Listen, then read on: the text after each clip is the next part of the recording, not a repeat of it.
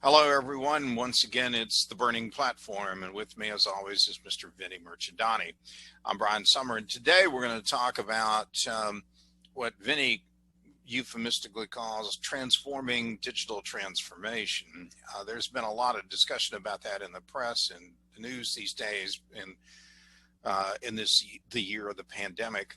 And we thought we'd weigh in on what we're seeing, what we're hearing, and what's going on. Vinny, why don't you kick it off and tell us a little bit about your perspective on this space right now?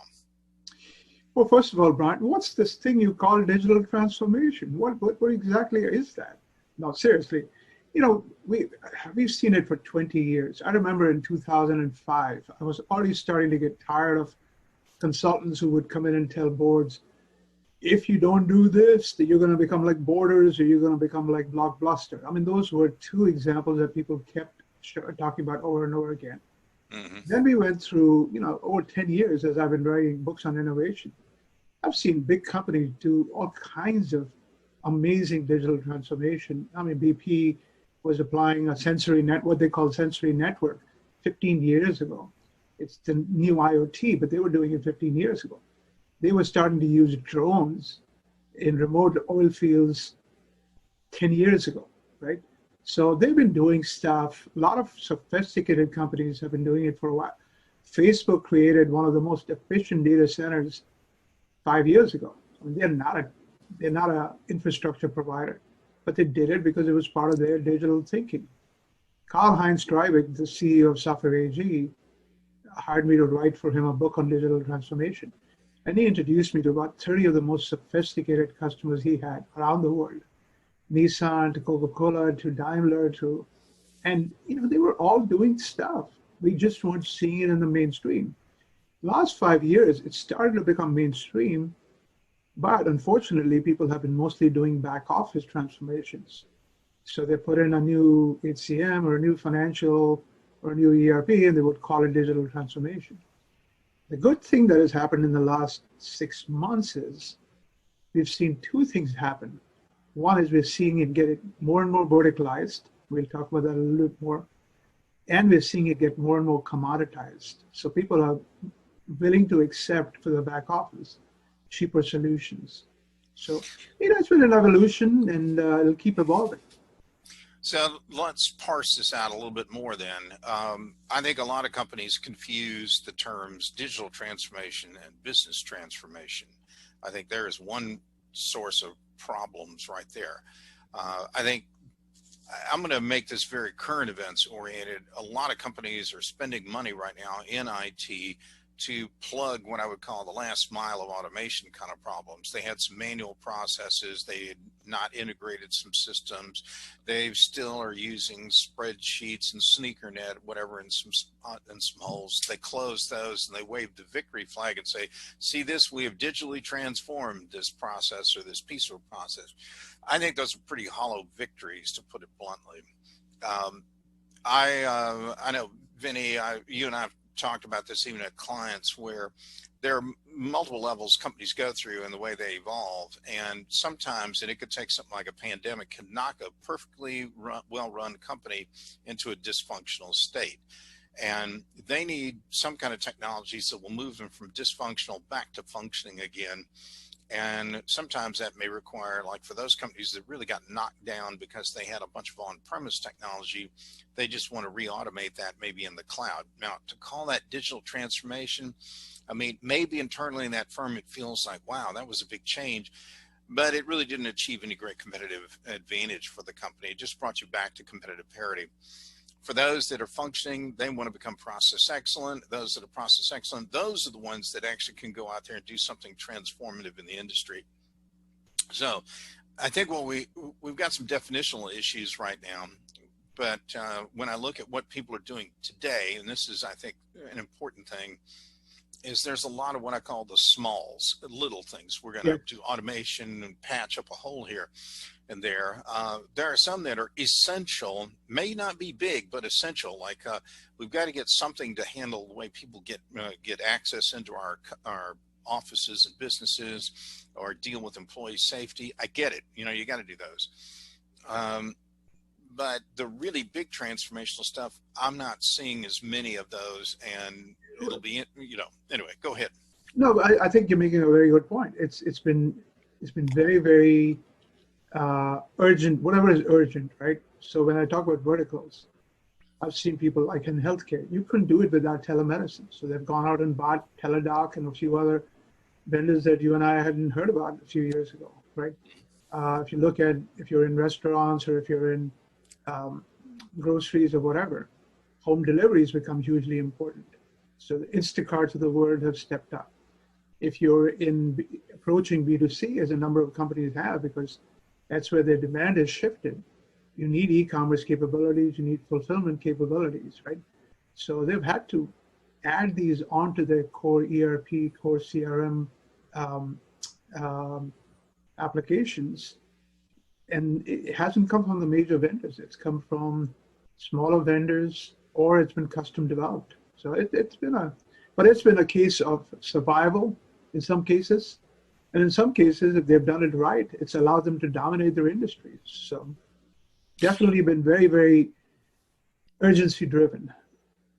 So what kind of guidance do we want to give our viewers? The one thing that pops to mind for me is we need to make sure, or people need to make sure that they know, that they correctly communicate what it is they're about to go after and charge off on.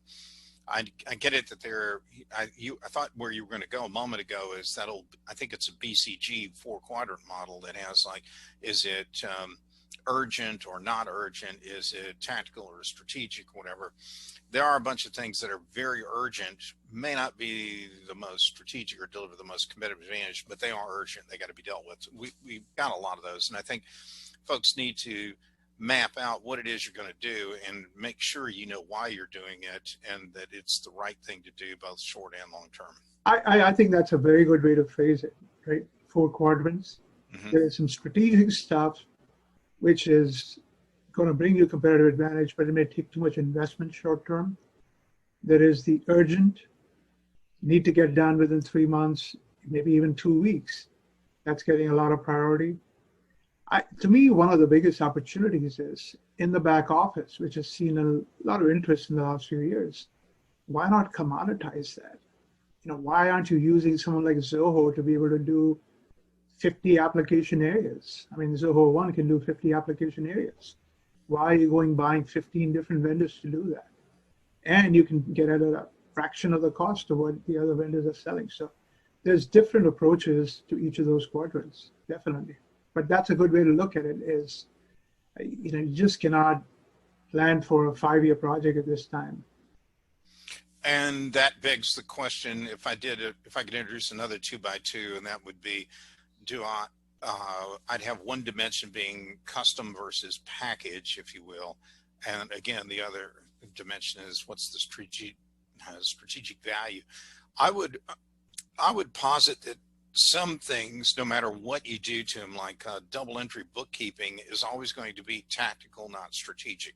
Yeah, it's a necessary thing you have to do, but it's never going to create any real value to the bottom line. Whereas, and you might as well just buy a package for that.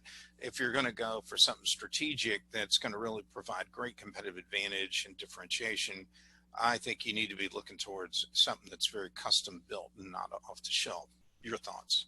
Well, custom, I think, would have made sense a year ago, especially in vertical areas. I think the CIO has his hands full with work from home, scaling on premise, a lot of challenges, fires to put out. I don't know how many people are really looking at custom short term, but yeah, that would be an option a year from now. Well, or the inverse of that is, if you've got a custom fixed asset accounting module, I wouldn't want to be your auditor, because that puts the concept of creative and accounting together in a way that's, I know, going to guarantee a jail term for somebody.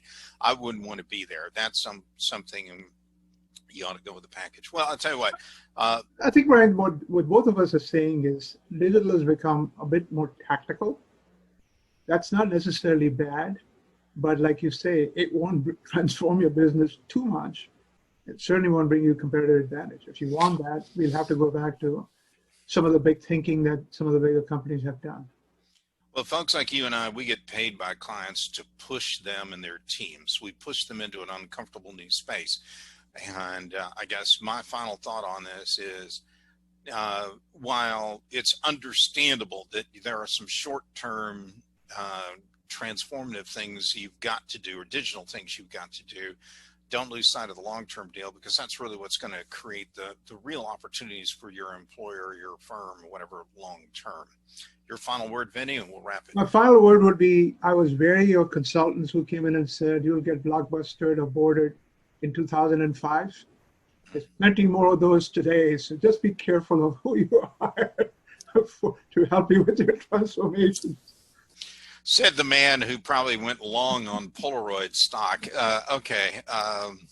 Well, on that, we're going to bring a wrap here to this issue of the Burning Platform. Thanks again for Vinnie for putting this together.